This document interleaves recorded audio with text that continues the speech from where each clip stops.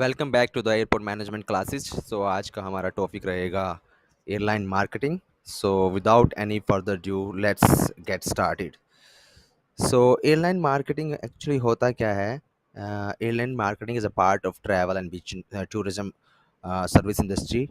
Airline जो है एक ट्रैवल और टूरिज्म सर्विस इंडस्ट्री का पार्ट होता है, where rivals compete to offer the best experience in spite of similar end products। इसका मतलब क्या हुआ?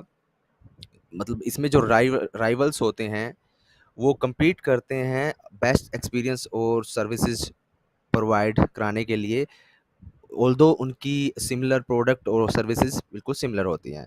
Unlike organization that sell tangible product such as cars, stationery, food brands, the airlines sell elite experience to their customers।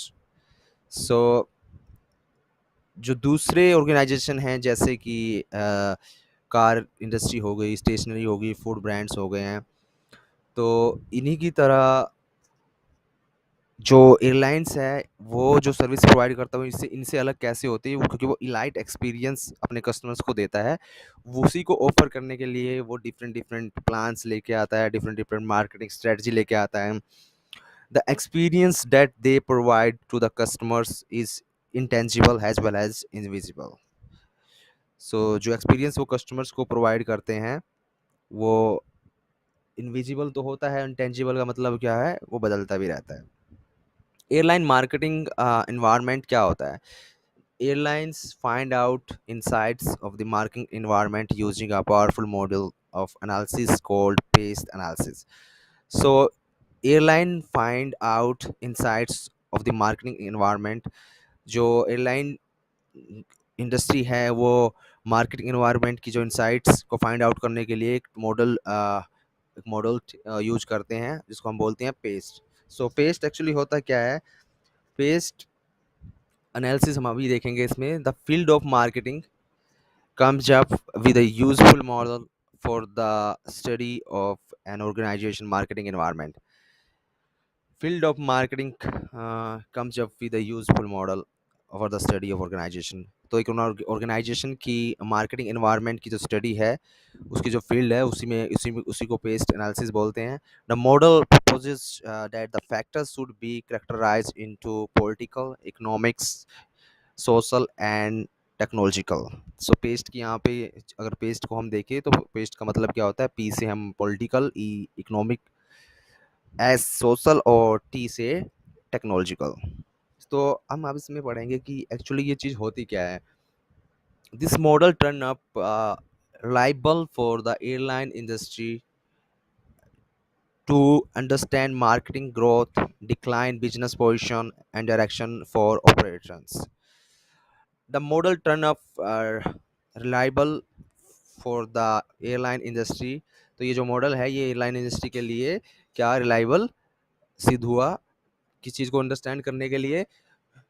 Marketing growth, और उसमें marketing growth के decline, business position और operations की directions को। पॉलिटिकल इसी का पार्ट होता है। आगे हम पढ़ेंगे पेस्ट की 4 फैक्टर्स। पॉलिटिकल फैक्टर्स क्या होते हैं?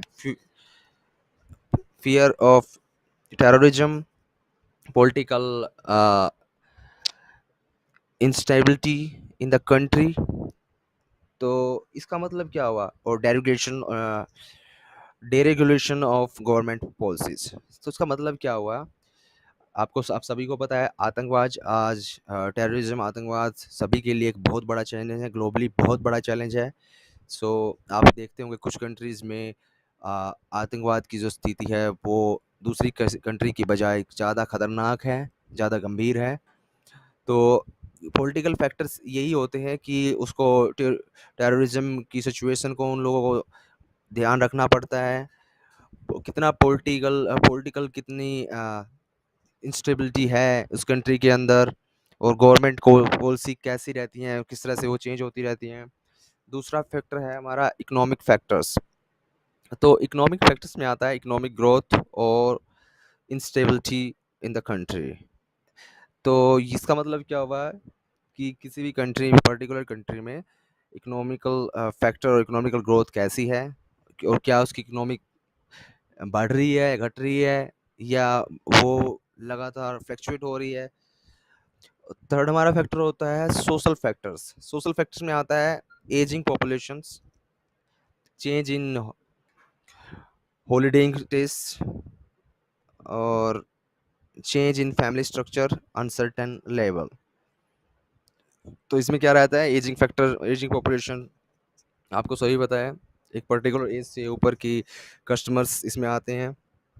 हॉलीडेइंग टेस्ट, कस्टमर्स का जो हॉलीडेइंग टेस्ट है वो किस तरह से चेंज होता है, फैमिली स्ट्रक्चर कैसे चेंज होता है, और अनसर्टेन लेबर।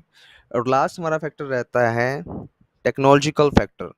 इसमें हमारा आता है high speed electronic devices, fuel efficient aircrafts और इंटरनेट। तो ये थे पेस्ट के 4 factors.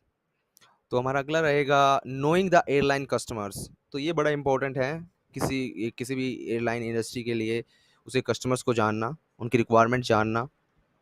To market their service the airlines work on understanding their customer site, demographic and needs. तो ये वही बात है कि टू मार्केट, उनको अपनी सर्विस मार्केट करने के लिए एयरलाइन को कस्टमर्स की साइक और डेमोग्राफिक्स और नीड्स पे फोकस करना पड़ता है, उनको अंडरस्टैंड करना पड़ता है। Airline customer segmentation. तो इसमें क्या रहता है, airline customers are divided into following segments.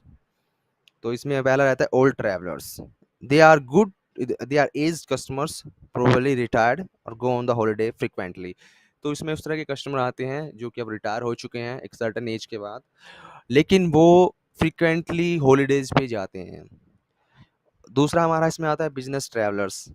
ये फ्रीक्वेंट फ्लायर्स होते हैं, और ये भी एक लार्ज सेगमेंट्स में आते हैं। इसमें बिजनेसमैन आते हैं, वो एक कंट्री से दूसरी कंट्री भी जाते रहते हैं, और लेकिन वो विद इन कंट्री भी ट्रैवल करते हैं, लेकिन उनकी ट्रैवल क्या होती है, फ्रीक्वेंट होती है। Budget conscious travellers, so they look for the most inexpensive airlines without knowing much about the different airline service। तो इसमें क्या आता है, इसमें हमारे मिडिल क्लास मीडियोकर जो ग्रुप होता है वो ज़्यादा आता है। वो लोग क्या करते हैं, उन लोगों को सस्ती एयरलाइन देखनी होती है, और विदाउट नोइंग मच, और बिना ज़्यादा जानकारी के कि एयरलाइंस किस तरह की सर्विसेज प्रोवाइड करा रहा है, उससे इस चीज़ों से उनको मतलब नहीं होता। उन लोगों को थोड़ा सा एक्सपे कम एक्सपेंसिव वाली एयरलाइन देखनी होती है। लोयल ट्रैवलर्स क्या होता है, loyal they travel frequently as well as travel frequently with the same airline. तो इसमें क्या हुआ है, लोयल ट्रैवल हम किसको बोलते हैं, देखो, कोई भी कस्टमर किसी भी कंपनी एयरलाइन के लिए लॉयल कब बोला जाएगा, लॉयल का मतलब देखें तो लॉयल का मतलब तो अगर हम दूसरी भाषा में देखें तो वो बिल्कुल अलग निकल जाता है। लेकिन यहाँ पे लॉयल का मतलब क्या है, लॉयल का मतलब ये है कि एक कस्टमर जो फ्रीक्वेंटली ट्रैवल करता है, लेकिन वो फ्रीक्वेंटली ट्रैवल उसी एयरलाइंस के थ्रू करता है, और एयरलाइंस उसको कुछ डिफरेंट काइंड्स और special kinds of benefits provide करा देता है, तो उसको वो लॉयल कस्टमर्स की कैटेगरी में रखते हैं। अर्जेंट ट्रैवलर्स क्या होते हैं, they share a small market segment and do not fly frequently, they fly only for unexpected causes. तो इसका मतलब क्या हुआ, अर्जेंट ट्रैवलर्स क्या होते हैं कि वो बहुत ही स्मॉल मार्केट सेगमेंट होता है, वो फ्रिक्वेंटली फ्लाई नहीं करते। वो अनएक्सपेक्टेड कोजेज, कोई इमरजेंसी हो तभी वो लोग इमीडिएट फ्लाई करते हैं, और तभी वो टिकट बुकिंग के वगैरह का देखते हैं। तो इसको हम समझने के लिए हम इस ग्राफ को भी समझ सकते हैं। एयरलाइंस मार्केट मार्केट सेगमेंट क्या होता है, इसमें जिस तरह से 5 चीज़ों में इसको बाँटा है जो हमने अभी ऊपर पढ़ा है। इसमें आता है हमारा loyal traveller, old traveller, business traveller, budget conscious travellers, urgent travellers. ये भी एक इम्पोर्टेंट क्वेश्चन है, और इसको आप सिर्फ पढ़ के ही ऐसी चीज़ है कि इसको बंदा भूल नहीं सकता, बिल्कुल ये नॉर्मल चीज़ें हैं। तो हमारा अगला रहता है what do customer expect before, during and after the flight. तो इसका हमारा रहेगा, here are few consideration of the customer think of before selecting an airline service। तो कुछ कंसिडरेशन जो कस्टमर सोचता है किसी भी एयरलाइन को सिलेक्ट करने से पहले, वो रहते हैं टाइमलीनेस इन सर्विस।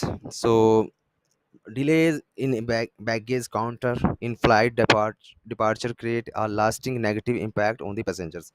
तो बैगेज काउंटर पे डिले होना या फ्लाइट डिपार्चर होने के बाद in flight departure create a lasting negative impact on the passengers. किसी तरह का डिले बैगेज काउंटर पे या कुछ और तरह का डिले फ्लाइट डिपार्चर पे कस्टमर्स पे बहुत ही गंदा इम्पैक्ट छोड़ता है। तो कस्टमर दोबारा उस अगर किसी भी एयरलाइन से उसे इस तरह की सर्विस मिलती है तो वो उस एयरलाइन के साथ दोबारा ट्रैवल या फ्लाई करने से अवॉइड करता है। दूसरा रहता है assurance of reliable services. Airline staff committed to service and highest customer satisfaction, the quality of service is always up. तो इसमें हमारा क्या आता है, एयरलाइन स्टाफ जो होता है हमेशा कमिटेड होता है वो सर्विसेज और हाईएस्ट कस्टमर सेटिस्फेक्शन प्रोवाइड कराने के लिए, और क्वालिटी सर्विस की जो क्वालिटी होती है वो हमेशा ऊपर या मतलब अच्छी होती है।